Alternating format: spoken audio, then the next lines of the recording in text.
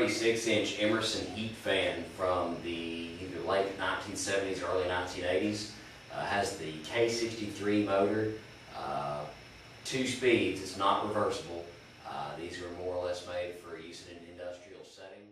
I'll go ahead and start on low for you.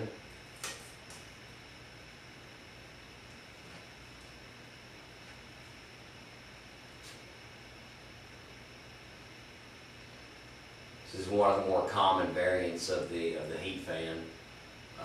These were produced in large quantities. Some of them had 3 blades, some of them had 4 blades. You have 36-inch, 52-inch with the switch housing, without the switch housing. Plastic blades, fiberglass blades.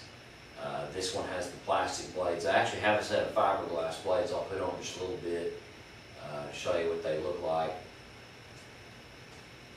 Low's already going about 220 RPM or so. You can feel a good deal of air coming off of it. I think you can, if these don't move more air than a 36-inch Hunter original, they move at least as much air.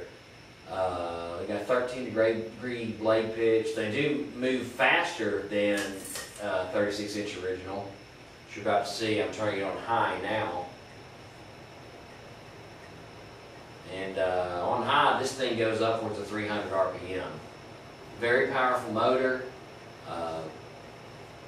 You know, Emerson has a reputation for making good quality ceiling fans that move a lot of air. The one weakness, I think, is the inner shaft. And when it gets these higher speeds, the inner shaft tends to rattle. It's not fixed to the top of the motor very good. I think that's a design flaw. Even into the early K55s, which followed this. You can't really hear it that much now because of a heavy globe on it, but without the globe on it, it definitely has a little bit of rattle. But it's a rather common issue with these older Emersons.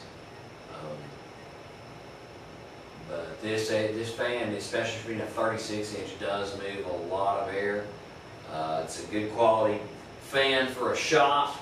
Like I said, it is not electrically reversible,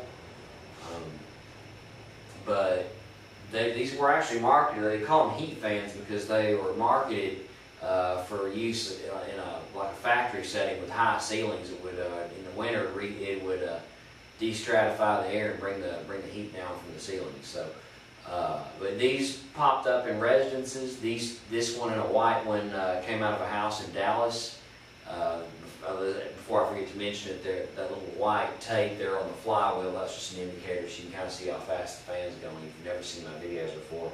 But these were pretty common in houses as well as the industrial settings. There's a church camp I went to when I was a kid that had a whole bunch of them before they took them down. They're still fairly common.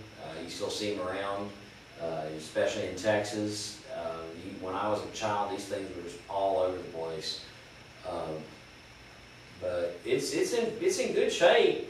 I mean, cosmetically, there's a couple of scratches and dings probably from transport and from being a 35-year-old fan as well.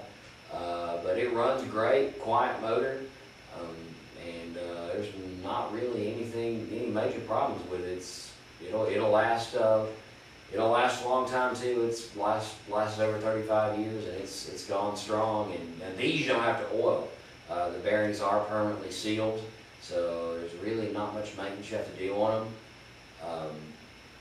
But it's a good little fan, and it's stood the test of time. So once again, it's been a 36-inch Emerson heat fan. And in just a little bit, I will put the fiberglass blades on it, and we'll see what it does with those. All right, this is the 36-inch Emerson once again. This time installed with what those of us that work on these believe are the fiberglass blades. There are a couple of noticeable differences as far as what they look like. The plastic blades have kind of a wood grain texture on them. Whereas these do not. These just look like they're made out of fiberglass. Also, something I don't think anybody who makes these videos has pointed out. If you'll notice near where they attach to the motor. The blades are not round at the bottom. They actually have kind of a shape that is it's the same as the old 36-inch Emerson round nose fans. They're kind of a callback to the antique Emersons. I'm going to go ahead and start on low. The fiberglass blades are a little bit heavier. They're also about a half-inch longer, and they're wider at the end. So they cover more surface area. I'm standing underneath it, so I'll soon find out how that affects air movement. It doesn't seem to slow the fan down very much, if at all.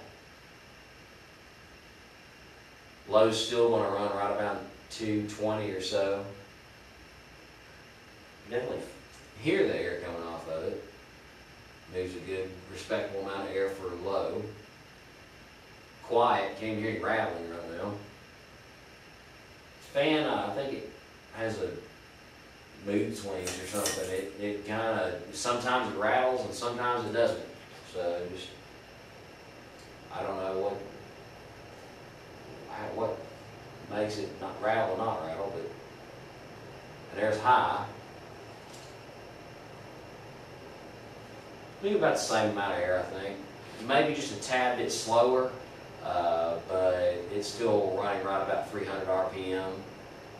You'll probably tell. I mean, the blades are so rigid.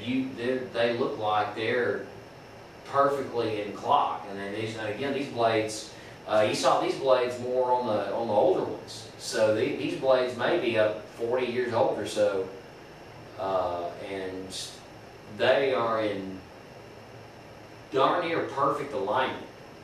The plastic blades, if you've seen any of the other videos of Emerson's, and these are also used on Fascos, these plastic ones,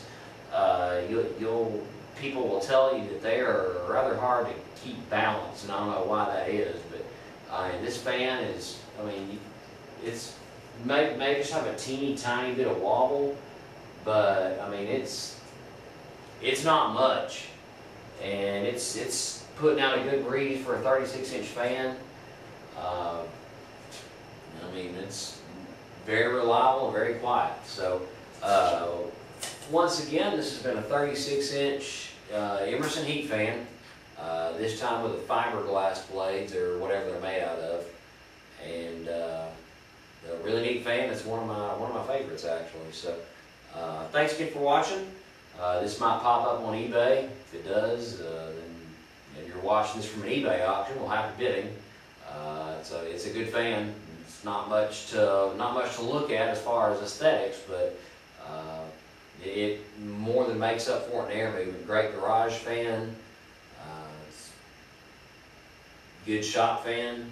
It's probably where you're going to end up finding a lot of these anyway. So thanks again for watching.